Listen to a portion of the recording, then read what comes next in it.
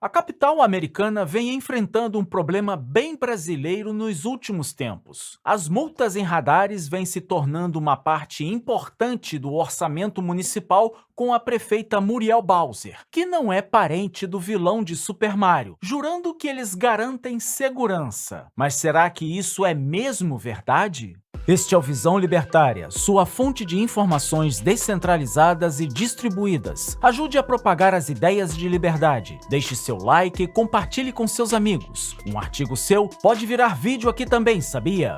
Este artigo foi sugerido por Sigelman da Bahia, escrito por Estatista Sonegador, revisado por Libertus e será narrado por mim, Djalma Guedes. Em Washington, D.C., a proposta de eliminar radares de velocidade, sinal vermelho e parada obrigatória ganhou força com a recente disponibilização de dados sobre arrecadação com multas. Embora a ideia de uma indústria da multa seja algo bem mais comum no Brasil, por lá o cansaço de motoristas que se sentem esmagados por multas altas, recorrentes e pouco transparentes também é comum. A prefeita da capital americana, Muriel Bowser, do Partido Democrata, se posicionou contra a retirada dos radares. Sua oposição, no entanto, não se limita ao discurso clássico da segurança pública. Ela passa de forma bastante clara pelo impacto financeiro que essa decisão teria sobre a cidade. Washington, D.C. possui hoje 547 câmeras automáticas de fiscalização espalhadas por praticamente toda a área urbana. Elas não estão ali apenas para observar, mas para registrar, multar e alimentar os cofres públicos com mais recursos. Em 2023, essas câmeras arrecadaram 267,3 milhões de dólares, algo em torno de 1,41 bilhão de reais. Apenas 10 câmeras foram responsáveis por quase um quarto de toda a arrecadação.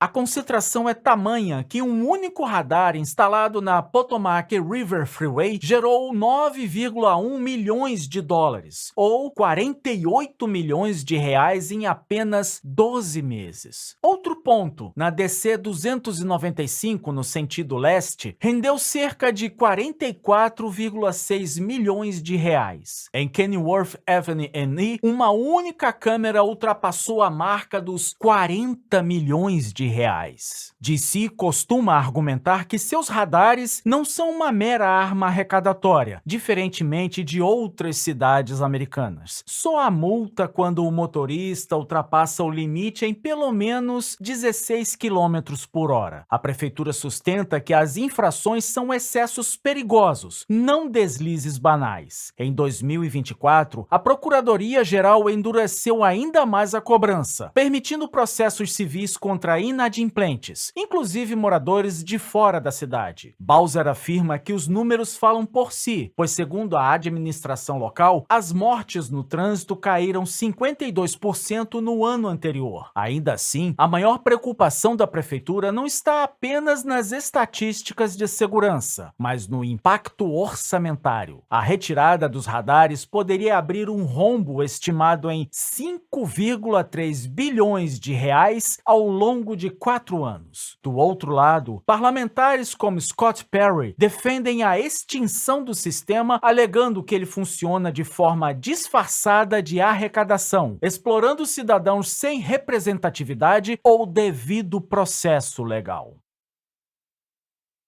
Esse conflito entre segurança e arrecadação tende a se intensificar. Enquanto o debate segue, Washington, D.C. continua faturando alto com multas e o futuro do sistema permanece indefinido. Ainda assim, vale pontuar algo essencial. Apesar de episódios como esse, a multa de trânsito nos Estados Unidos é tratada de maneira profundamente diferente do que ocorre no Brasil. E ao analisarmos a sua realidade em outros estados, vemos que, na média, os Yankees estão bem melhor do que nós. Nos Estados Unidos, multas de trânsito são, em regra, um assunto local. Cidades e condados têm ampla autonomia. Não existe um sistema nacional centralizado que concentre regras, valores e destinação de recursos. Cada estado define se permite ou não radares, quais limites impõe, como a arrecadação pode ser usada e, em muitos casos, até onde ela pode ir. Em vários estados,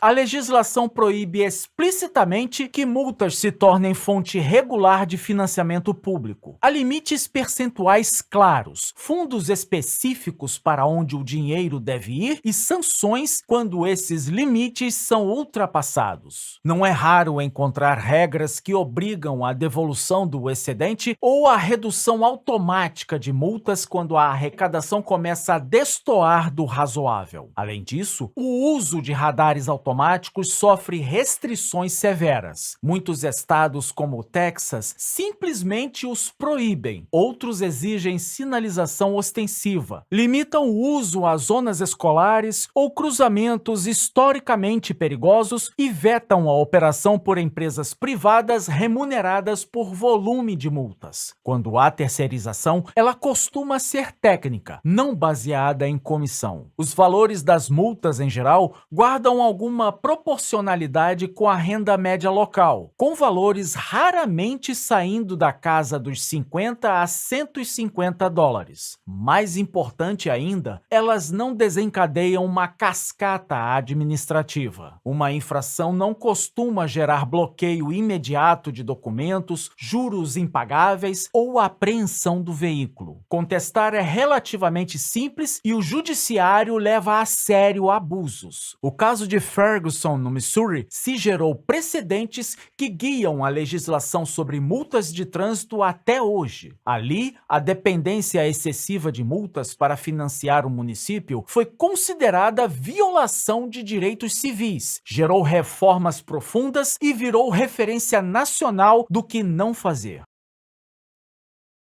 A Suprema Corte Americana também já se posicionou contra multas excessivas, tratando o tema como desvio grave, não como prática administrativa normal. O que vimos acima, o caso de Washington, D.C., destoa da realidade americana, que é totalmente diferente da brasileira. O sistema de multas por aqui é centralizado, integrado nacionalmente pelo Código de Trânsito Brasileiro e por órgãos federais. A arrecadação, embora formalmente carimbada para educação e segurança no trânsito, é tratada como receita previsível do Estado. Ela entra no planejamento, sustenta contratos, cobre buracos orçamentários. Isso cria incentivos perversos. Fiscalizar deixa de ser meio e passa a ser fim. A terceirização de radares é ampla, muitas vezes baseada em contratos que remuneram por volume. A instalação privilegia pontos de alto fluxo, não necessariamente de alto risco. O resultado é a consolidação da chamada indústria da multa, não apenas como percepção popular, mas como lógica operacional. Valores elevados, pontos na carteira, juros, bloqueios administrativos, impedimento de licenciamento e, em última instância, apreensão do veículo tornam a multa muito mais em um mecanismo de extorsão econômica do que educativo. Nas rodovias federais, os radares renderam mais de 1,02 bilhão de reais em um único ano. O custo de operação e manutenção foi cerca de 340 milhões de reais. Um programa que se paga 3 vezes e ainda assim foi desligado temporariamente por falta de verba, revelando que o problema não era dinheiro, mas sua destinação. Em São Paulo, nos primeiros 4 meses de 2024, os radares foram responsáveis por 893.613 das mais de 1,3 milhão de multas aplicadas. A arrecadação superou 623 milhões de reais até abril, com previsão de quase 1,9 bilhão no ano. As opções de recursos na justiça são lentas, burocráticas e raramente eficazes. Há uma presunção quase automática de legitimidade gravidade da atuação estatal, mesmo quando os indícios de abuso são sistêmicos. Para exemplificar isso, basta lembrarmos do caso do Uno supersônico. O caso ocorreu em Goiás em 2015, quando um Fiat Uno 2002 recebeu 2 multas em 25 segundos quando trafegava na GO 020. Segundo os radares, o Uno, que dificilmente em seu estado original supera os 150 km por hora, estava andando a 540 km por hora. Para efeitos de comparação, os trens japoneses de levitação magnética Shinkansen LO têm velocidades de cruzeiro de 505 km por hora. Apesar desse caso absurdo, onde seria fisicamente impossível cometer tal infração, a justiça brasileira observou apenas as próprias leis e não as da física, negando o pedido de anulação das multas. No Brasil, a lógica das multas de trânsito é puramente arrecadatória, normalizada, institucionalizada e planejada, afastando-se cada vez mais do objetivo original de segurança viária.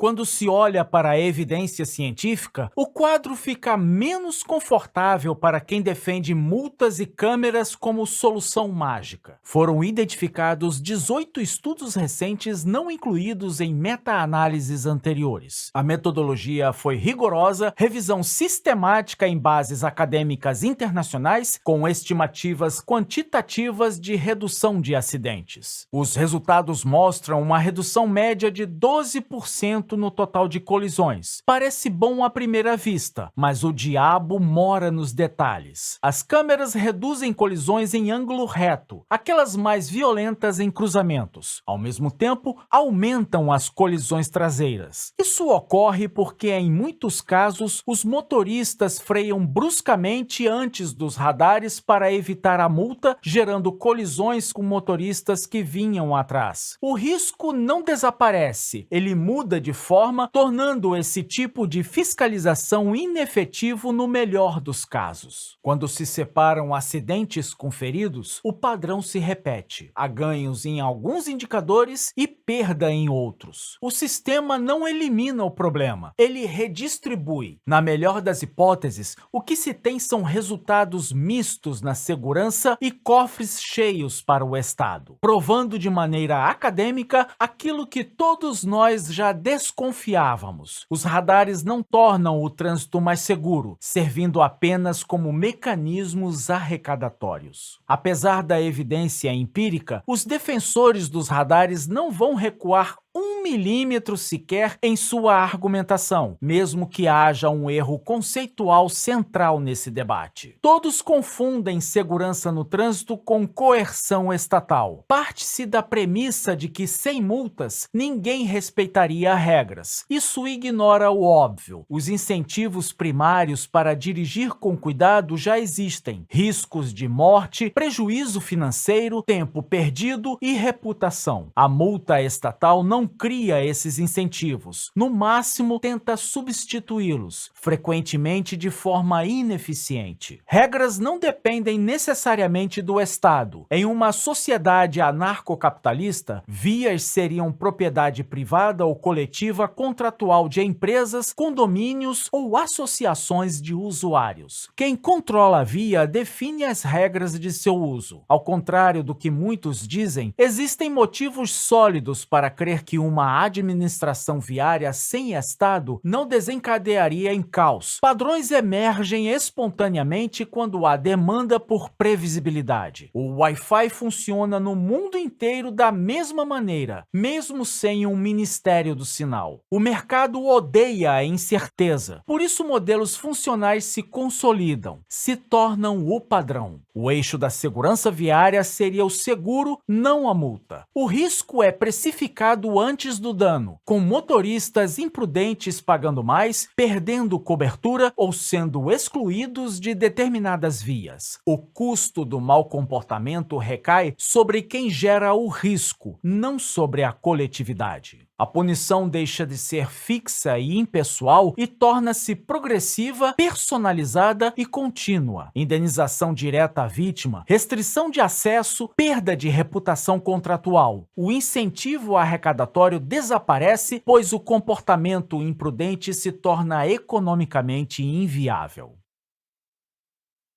Não se engane, a fiscalização continuaria existindo. Câmeras privadas, telemetria, registros entre seguradoras e scores de condução. A crítica da vigilância total ignora a diferença entre vigilância estatal coercitiva e monitoramento contratual voluntário, onde há escolha e possibilidade de troca de provedor. Acidentes deixariam de ser automaticamente criminalizados. Seriam tratados como disputas civis resolvidas por arbitragem privada, com foco em reparação e prevenção de reincidência. Mesmo nos sistemas estatais atuais, há evidências de que multas e fiscalização automática não são determinantes para a segurança. Há estados americanos que aboliram radares sem aumentos de acidentes. Muitos estudos indicam deslocamento, não redução de sinistros. Tudo isso converge para a nossa conclusão de que a ordem no trânsito não depende de coerção estatal. Depende de incentivos econômicos corretos, contratos, seguros e propriedade. O verdadeiro caos surge quando o custo do erro é socializado e a punição vira fonte de receita.